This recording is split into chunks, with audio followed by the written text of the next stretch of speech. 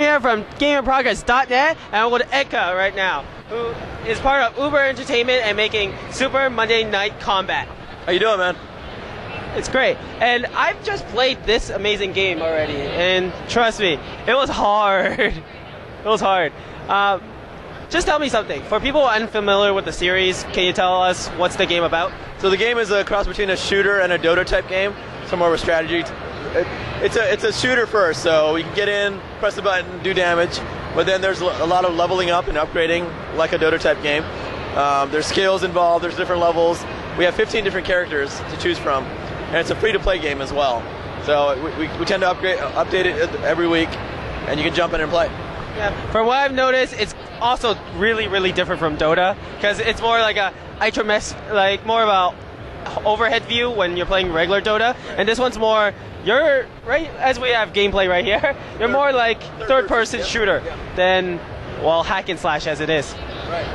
And so some characters, it's mostly shooting and gunplay, but some characters have melee weapons and swords and paddles and things like that as well. Grappling is a big part of the game, so you get to grapple other characters. Each team is a team of 5 on 5, has minions like a Dota game. So there's robots that spawn from your side and the other team. And the goal is to push your robots to their money ball, which is a big glowing orb on each side of the map. In terms of teams, what kind of characters or classes are available in this right now? Each of our characters falls into 5 sort of archetypes. This guy's an assault. He falls into a striker class. Striker is an all-around, good speed, good mobility, does some good damage utility. Your average kind of unit. Middle of the ground kind of character. And we have the heavies here, which is a gunner in the back. He's an enforcer class. So they're slower moving, does a lot of firepower, but not as mobile. Then we have the support classes, which are your main healers. Main healers are defender classes. There's 3 different of those. So typically they're about either buffing players or buffing bots. And then we have striker. Excuse me. Excuse me. We have the assassins, which are characters that can go get behind other characters, pick off the weak ones. And who did I forget here? Gorilla? The gorilla's an enforcer class too. Does a lot of damage. Let's see. Oh, and the sharpshooters, who are our sniper class types. And I noticed that there are more than one character that fits in the same class as well. Right. So we have there's 5 types, and then each type has at least 3 characters. At least 3 characters. Would there be any customization options or anything throughout the game? Yeah. For example, this assault is wearing his hippie outfit right now, with love on his back of his head. So each of the characters have different uniforms that we call skins, and you can mix and match the heads, the upper bodies, the lower bodies together, and make custom looking characters. Would would skins be available, like say, in an actual online store where people pay real cash and anything like that? And my other question is it pay to win? Because sometimes if you actually pay money, some people expect you get stronger weapons or limited weapons that you don't really get, but then that makes the game unbalanced to other new players that's coming into the game, for example. So we have two forms of currencies. There's in-game currency called combat credits, which are earned by playing the game experience, and real money. And you can only spend real money on things that are purely cosmetic. So weapon skins, character uniforms, taunts, things like that are real money. It doesn't change gameplay at all. Anything that changes gameplay, you only use with experience points. Okay. So we make a big separation between the two. Yeah, and I also noticed that there's these little these portals that are scattered around the stage. Sure.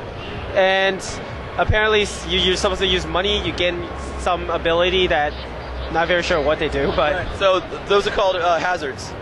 So some of the ones are hazards, so you can use them in-game experience points to spend on them, which will unlock a jump pad, or will throw your enemies off the arena, or the Annihilator, which will destroy all the other enemies' bots. There's also other things you can spend money on, which are the vending machines. So if you want to run around faster, you can do that in game, or if you want to spawn bots. Yeah, being a shooter, right? I have to ask this question: are there like rewards where people have a long kill streak or anything like that? Yep, there are kill streaks, and those are definitely in effect. And there's streaks for bot killing as well. There's streaks if you kill somebody on a kill streak.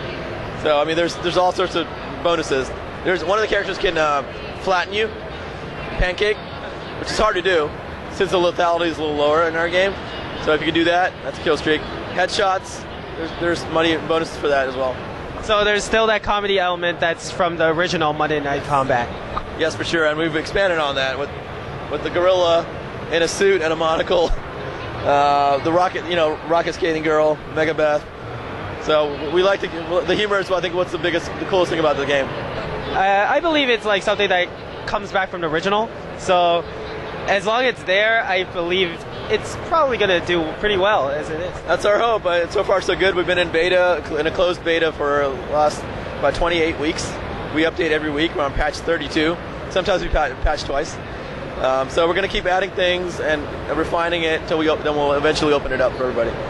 Would this be is only exclusive to PC currently, or is it with other consoles like PS3 or Xbox? Currently, the only way we can do patching this fast is on the PC. So we're keeping it on Steam for the time being. But would there be future plans for that? We would love to be on Xbox or PS3. I think it would be great. Or PS4 or Xbox next.